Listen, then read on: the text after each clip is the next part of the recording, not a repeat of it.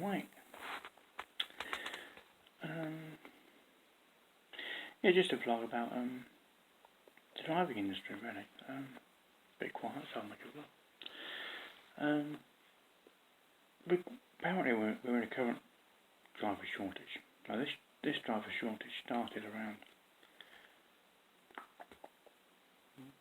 the start of the CPC, which is around about, I think it's September 2014, something like that. July, September. Whenever the first driver CPC came in, that's when the driver shortage started.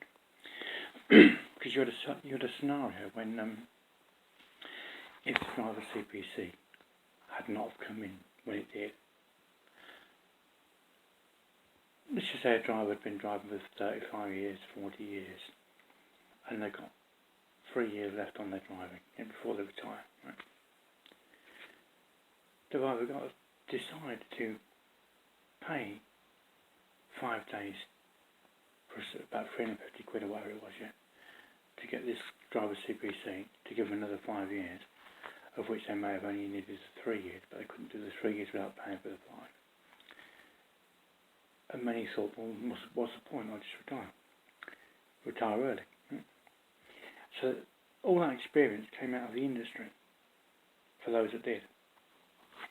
When I was doing my driver CPC, I was thinking, do I really need to do it? If you're a driver, what else can you do? Some may have different avenues of different options to go down. Most drivers have driven half their life, and that's all they know. So they really had no choice but to do this driver CPC. But there's some that had a choice and just decided to retire early, which came out of the industry, and those jobs pretty much had to be replaced by a start date, which was the start of the CPC, the driver CPC. Because if you never had your driver CPC completed, your 35 hours in a classroom, even though you had a class 1, you had decades of experience, you could not drive that class 1 truck after the start of the driver CPC. Which means they had a choice to decide whether they wanted to do the driver CPC. And if they chose not to do the driver CPC, they then could not work in driving, despite having a class 1 license, which they'd paid for. And even that, you can pay a couple of grand for a class 1 driving license, a truck driving license, and you've got to pay 350 quid or whatever it is what it used to be, for the year, to get as a driver CPC on top of that. And now I think it's a bit cheaper because you do it online instead of actually doing it in a classroom. And then you've got so then they had no choice but to retire if they'd made that decision, because they couldn't use their license unless they'd done the driver CPC. For those that couldn't. Well, they could, but they couldn't drive during the time until they'd done the driver CPC, if they did, from the start of the driver CPC. And drivers were clambering to try and get on courses. You couldn't get in. People were doing the same course 2, 3 times, because there's different segments of the driver CPC. And when you've got when you're running out to get your driver CPC before the deadline, you've got to take any course going just to get your 5 segments in. And some are doing the same sort as I've done the same course last week. So all the training is pointless, because they've already done duplicates of that training. So these drivers weren't replaced as much. You've got a few new YouTube truckers are getting a few people to start getting their license, but they're still not. But then you have to institute a background license first. So then you've got a problem with Amazon is getting product to people, not asking people to click and then get in their car and go and collect it. Just the nature of that, getting people, the 6th biggest retailer in the UK, Amazon, getting people, offering people the choice to have everything delivered to them, which means that's automatically going to create more drivers' jobs.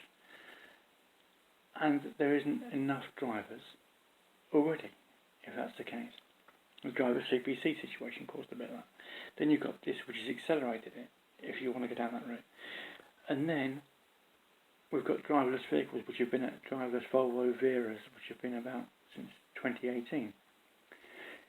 And it's not going to take, when you've got the rich, one of the richest people in the world, he's in the top 3 at the moment, Jeff Bezos, Amazon owner.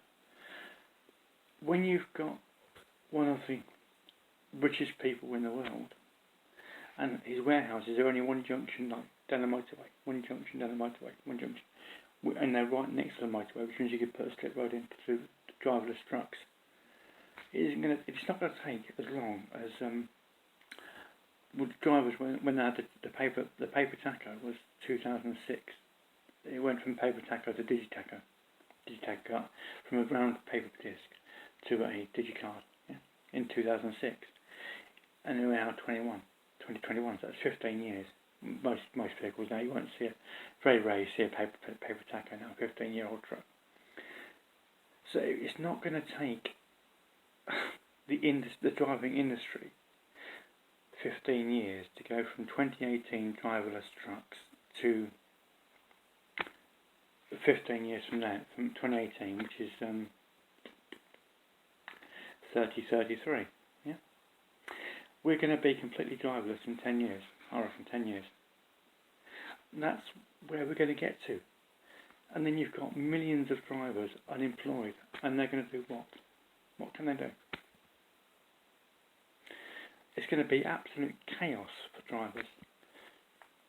Because they're trying to get drivers now to get the Class 1 license, quickly. And then it's like, oh, but we're getting driverless, so